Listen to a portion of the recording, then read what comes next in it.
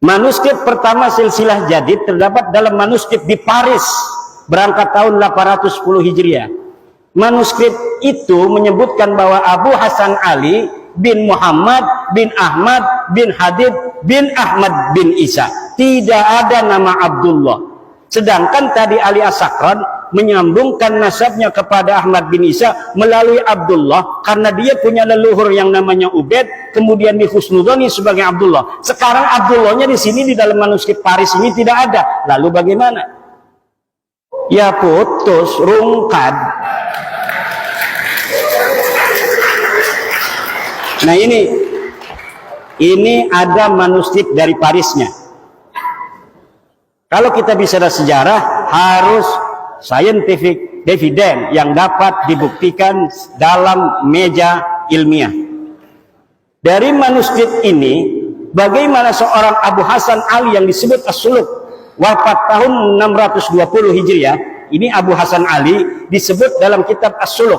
As-Suluk ini adalah kitab sejarah yang menjadi pandoman orang-orang Yaman untuk mengurutkan silsilah keyamanan mereka hari ini. Dan ini dapat dipercaya kitab As-Suluk. Maka banyak orang-orang yang mencantolkan diri dalam sejarah asli As-Suluk agar leluhur mereka nampak menyejarah, walaupun dulunya leluhur mereka tidaklah terjadi sesuatu hal yang membanggakan dan berprestasi.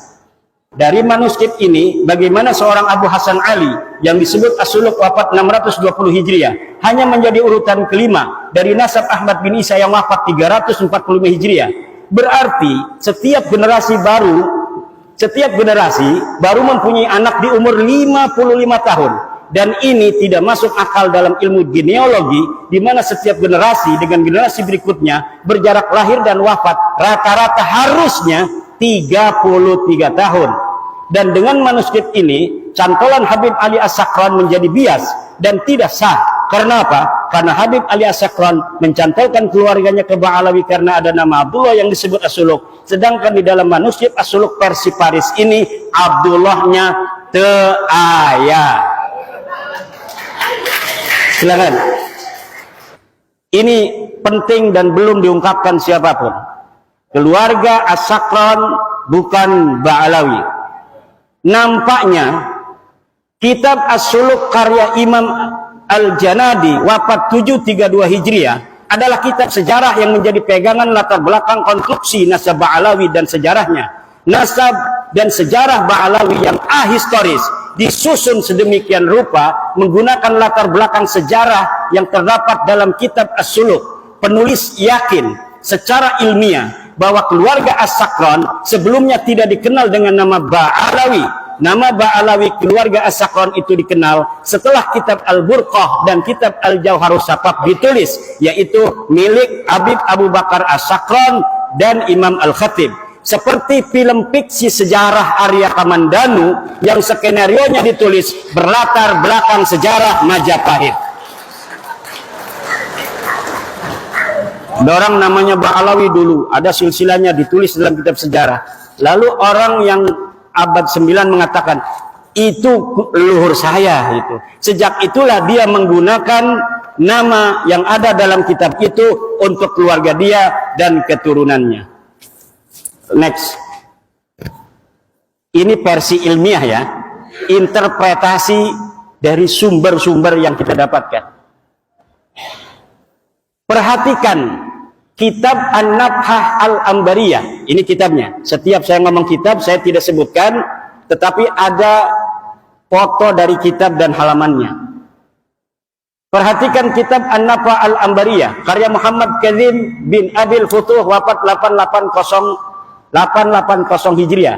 Dalam kitab itu di halaman 53 disebutkan bahwa Banu Abi Alwi adalah Abu Alwi bin Abil Jadid bin Ali bin Muhammad bin Ahmad bin Jadid.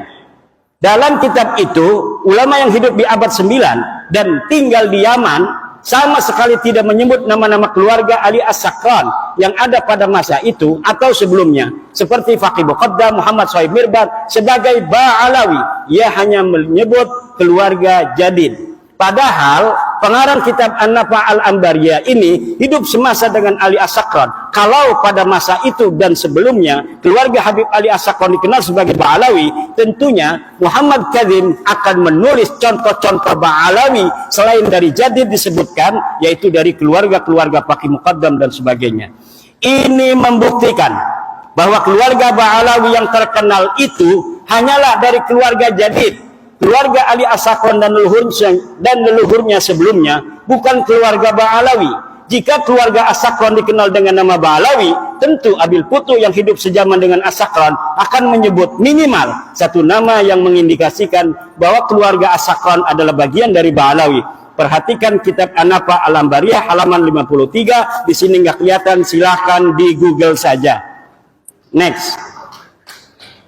As-Sakran hanya bisa menyebut dua nama keluarga Jadid.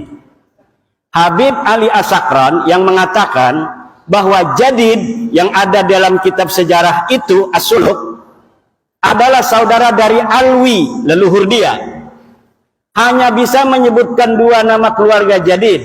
Dua nama itu persis sama dengan yang disebut kitab As-Suluk, yaitu Abu Hasan Ali dan Abdul Malik yang berketurunan di India. Jika Jadid adalah betul-betul saudara Alwi, leluhurnya yang ditulis, dan ini pun saya yakin tidak ada orangnya, tentu akan banyak nama-nama selain keduanya yang diketahui Ali As-Sakran.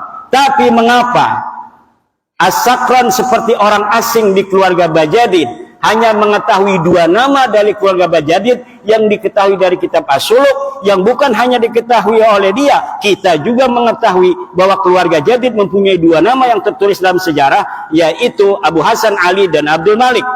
Apa bedanya saya dengan dia? Sama-sama mempunyai dua nama saja, padahal dia mengaku sebagai keluarga besarnya. Silakan. Makam Ahmad bin Isa ditemukan setelah 602 tahun. Ahmad bin Isa yang wafat tahun 345 Hijriah, makamnya hari ini berada di Husaisah. Lalu apakah makam itu sudah dikenal sejak tahun wafatnya itu, yaitu 345? Al-Janadi 732 Hijriah tidak merekam adanya makam Ahmad bin Isa, padahal ia sejarawan yang rajin mencatat nama-nama makam yang diziarahi dan dianggap berkah. Artinya pada tahun 732 Hijriah itu, makam Ahmad bin Isa belum dikenal seperti saat ini. Telah berjarak 387 tahun sejak wafatnya, makam Ahmad bin Isa belum dikenal orang. Ini dalam reportase As-Suluk yang rajin jarah-jarahin makam, tetapi dia mencatat nama makam-makam lain, tidak mencatat nama Ahmad bin Isa yang katanya sudah wafat 345 Hijriah di Yaman. Ini orang Yaman, Al-Janadi.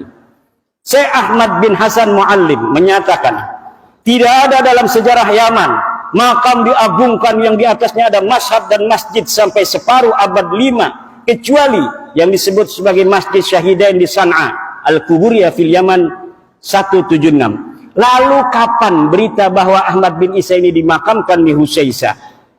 Berita awal yang didapatkan adalah Ba Makhrama 947 Hijriah. Dalam kitabnya Qaladatun Nahar fi Wafayat A'yanid Dahr disebutkan bahwa makam Ahmad bin Isa di Husaisah. Qaladatun Nahar fi Wafayat A'yanid Dahr 2/518 Asy-Syamilah.